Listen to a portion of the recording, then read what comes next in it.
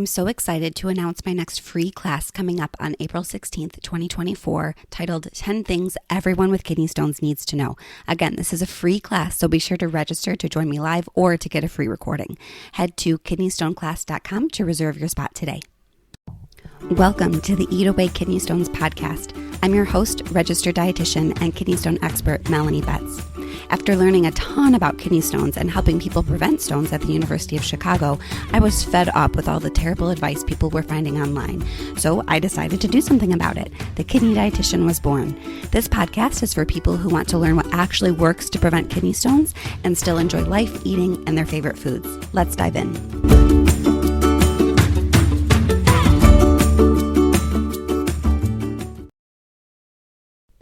Hello and welcome to the 39th episode of the Eat Away Kidney Stones podcast. I'm your host, registered dietitian and kidney stone expert, Melanie Betts. And today we have another listener question about cottage cheese and kidney stones. So as always, let's listen in. Hi, Melanie. I'm kind of new to the kidney stone world and finding so much great information on your podcasts and your emails. Thank you so much. I just listened to the yogurt podcast. I'm kind of catching up, and I'm wondering what you think of substituting cottage cheese for yogurt. I'm just not a yogurt fan, but know that I need to up my calcium. Thank you very much. Bye-bye.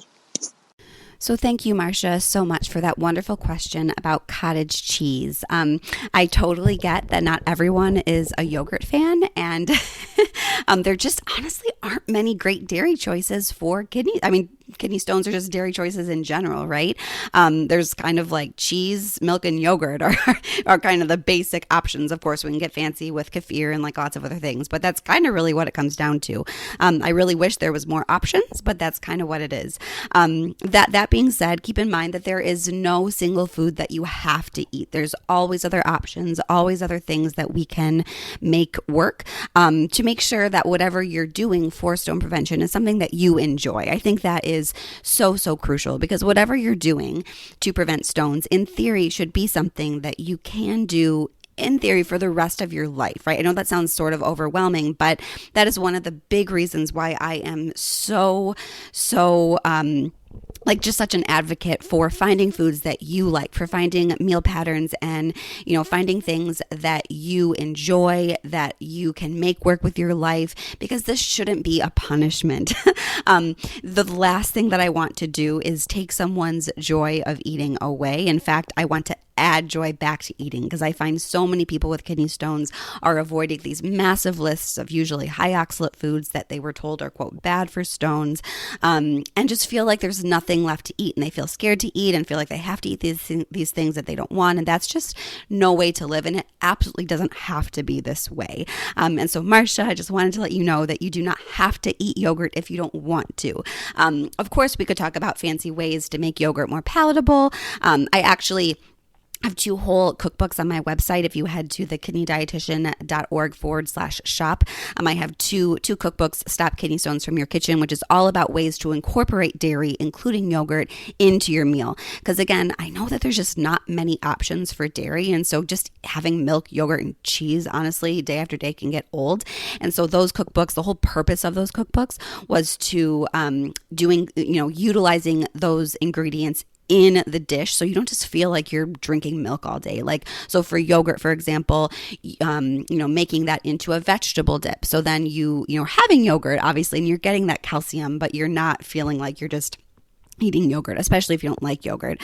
My other favorite thing is to make like a creamy dill sauce. So this is a recipe I've been making for literally years. Doing like a creamy like dill horseradish sauce for salmon, say, or it's also really good on like roasted carrots or even potatoes or something like that. So certainly we could talk about that, but I know that wasn't your question. Your question was really about cottage cheese. Is that an okay source of calcium? So I wanted to first kind of compare cottage cheese to some of the other common sources of calcium that we talk about for kidney stones. So for context, 1 cup of low-fat cottage cheese is a wonderful source of calcium. It has about 225 milligrams of calcium and about 24 grams of protein, which is quite a bit of protein. That's about the same amount as a three 3 ounce portion of, say, chicken, beef, pork, or fish. And also that protein, as we know, the guidelines for kidney stones call out non-dairy animal protein is generally not a great thing for people with kidney stones or eating too much of that non-dairy animal protein. I actually talked a lot about that in my last episode, episode 38, when I was talking about collagen supplements and kidney stones. So if you want to learn more about that, check out the episode from last week. But the protein that we find in dairy or in plant foods like beans, nuts, seeds, and legumes just doesn't cause the same negative changes in our urine as protein does from those non-dairy animal sources. And so even though cottage cheese does have a large amount of protein in there, that protein isn't really going to be causing harm. And so it's really a much better place to get that protein versus something like a piece of chicken or steak. So, so far we've covered that 1 cup of low-fat cottage cheese is a great source of calcium. It has a ton of protein and a protein of a type that isn't as harmful for stones. But the kicker with cottage cheese is that it is pretty high in sodium. So that 1 cup of low-fat cottage cheese has about 700 milligrams of sodium. Of course, that's going to vary widely based on the brand and whatnot, but generally cottage cheese has quite a bit of salt or sodium in it, which for most stone formers isn't a great option because eating too much salt, as we know, can raise urine calcium levels, which is generally the biggest contributor to kidney stone formation.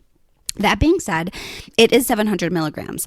Most people, we're never, ever, ever, ever aiming for a 0 sodium diet. The recommendation for people with stones with high urine calcium is to aim for about 2,300 milligrams of sodium per day. That's actually the exact same amount of sodium that's recommended for general health, like it's in the dietary guidelines for Americans. So none of us should really be eating, except in, I suppose, a few very rare medical conditions, none of us should be eating a ton of salt. And so that 700 milligrams from that cup of cottage cheese can absolutely fit, depending on what else you're eating, right? If your other food is generally minimally processed and made at home, and you are very aware of the amount of salt that is in the food that you're eating, I think it can totally fit. But it is pretty high, and so it's just kind of something to be aware of.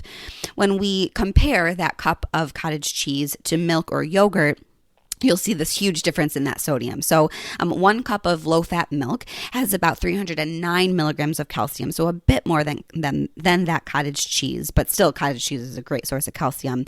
But that cup of milk only has about 100 milligrams of sodium. All dairy is going to have a little bit of sodium in it just because milk has some sodium in it, and that's totally fine. Again, we're not looking for a no-salt diet, and it's for most people, it's not that 100 milligrams of sodium from the milk that's putting them over the top. It's definitely the sauces and condiments and restaurant foods and prepackaged box foods and whatnot. So that 100 milligrams of sodium is not something to freak out about. I know some people are like, how can you tell me to drink milk? There's salt in there, but you got to look at the big picture here. So just also for context, 1 cup of milk only has 8 grams of protein. So that's well less than half of that cup of cottage cheese. Of course, there's many, many other sources of protein. We're not looking for high protein necessarily in all foods, but just kind of for your information. And then when you compare that to yogurt, so I put in a more reasonable portion size of 3/4 cup of yogurt just because 1 whole cup of yogurt is a lot and a lot more than what technically the portion size is. So that 3/4 cup of yogurt has about 300 milligrams of calcium, so more in line with milk, about 120-ish milligrams of sodium and 9 grams of protein. So cottage cheese has a lot more protein and unfortunately also has a lot more sodium. But again, that doesn't mean that you can't not have it. There are some low sodium or no salt added cottage cheeses, cottage cheese products available on the market. Some of my favorites are Friendship Dairy's cottage cheese, no salt added. This is available at some Whole Food markets, just going to Whole Foods. There's also Breakstone's small curd low sodium cottage cheese. This is available at some Kroger stores and also any Kroger Kroger owned grocery store. So, I live in Chicago. I tend to do most of my grocery shopping at Mariano's, and Mariano's is owned by Kroger. So Mariano's will sometimes have this product as well. There's also Hood brand no salt added low fat cottage cheese, and this is available at Shaw's grocery stores. I'm actually not familiar with this one, so it must be not in the Midwest or at least not in Chicago, but in my online searching I found that this was an option as well. But that being said, there are not many low sodium or no salt added cottage cheeses available. If you can find them, they're great. So they're going to have anywhere between like 40 to maybe 200-ish milligrams of sodium per serving. So that is a whole lot less than that 700, right, that we would find in our like sort of traditional cottage cheese. So if you can find these low sodium cottage cheese products at a store near you, or if you can order them online, that can be a good option, especially if you love cottage cheese. I will warn you that that it tastes very different. I remember vividly, I was in grad school, the first time that I had low sodium cottage cheese, you realize how much salt is in like normal cottage cheese because it tastes way different. You're like, oh, okay, there's really not much flavor in here at all. So, if you are, and maybe some people don't mind it, so that's fine. Me, I did. I was like, this is just not tasty. And so for me, if I'm going to have a low sodium cottage cheese, I'm definitely going to add maybe some canned peaches or berries or something to it just to like add some flavor and make it a more exciting meal or snack for me.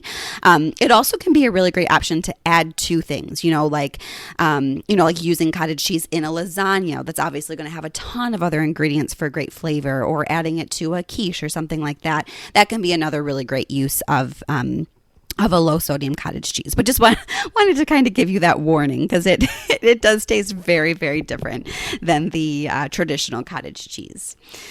Another option, and again, this can be really hard to find depending on where you are, but another option is something called farmer cheese. Again, my grocery store, Mariano's, does tend to have at least one option for this. Farmer cheese is basically the same thing as cottage cheese. It's very, very similar texture to cottage cheese, except maybe a little bit firmer. And it tends to not have all the salt added to it for whatever reason. So if you can find a product called farmer or farmer's cheese, that can be a good option as well. Lastly, if you cannot find these options and you really love cottage cheese and you want to take advantage of the great calcium that is found in cottage cheese, you can absolutely make your own. It is, of course, some work, but if you are like me and you love to spend time in the kitchen, and maybe unlike me, if you have a lot of time to do that, I am a mom of twin 2-year-olds, so time is of the essence, and ease is of the essence for me in this chapter of life right now. But previously, I loved spending a lot of time in the kitchen and loved doing things like this. You can absolutely make your own low sodium cottage cheese. You can freeze it, so you can make like a giant batch and sort of freeze individual portions and take them out. I have a recipe on my website actually for low sodium cottage cheese. I will link to that blog post and recipe in the show notes, so you can check that out if you'd like. It's kind of fun. The other cheese that I really like to make, sort of off topic, but is paneer cheese, which tends to be used in Indian curry dishes. I love paneer, and I actually have a recipe for paneer as well, which is also a great source of calcium. So I'll link to that too in the show notes, just in case you want to check it out. But you can always make your own. So hopefully that answered your question, Marcia. Again, as always, that was a very long answer to a very simple question. But in short, yes, I think that cottage cheese can absolutely be a great source of calcium, especially as a way to mix it up, right? Like, do I think that all of your calcium should be from cottage cheese? Probably not, because that's probably realistically just going to add a ton of salt. But, if you use it once in a while to kind of break up the monotony, or, use it in those dishes like I mentioned earlier, like in a lasagna or quiche, I think it absolutely can be included, especially if it's something that you really enjoy. I think it's a great option. So with that, I will close this 39th episode of the Eat Away Kidney Stones podcast. I cannot believe that I've already had 39 podcast episodes. I'm really enjoying this podcasting thing. And don't forget, if you haven't already registered for my free class coming up next week on April 16th, 10 things everyone with kidney stones needs to know. If you just head to kidneystoneclass.com, you can let me know that you want to join, or that you want to make sure that you get a link to watch the recording of that class. If you can't make it live, that's totally cool. Just make sure you register, and I'll send you a link to get the recording. It really is going to be a great event. There's already more than 700 people registered. I cannot wait to hang out with you and see many of your faces. So again, as always, if you'd like to submit a question for a chance to get answered on the podcast, please do. There is a link to do so in the show notes, and I hope to see you next time on the podcast. Thank you for listening to today's episode. For more help with kidney stones, check out my website, www.thekidneydietitian.org. For more personalized help from me, check out my online course, Kidney Stone Nutrition School. VIP enrollment includes help directly from me. I can't wait to see you there and help you prevent kidney stones. Have a great day.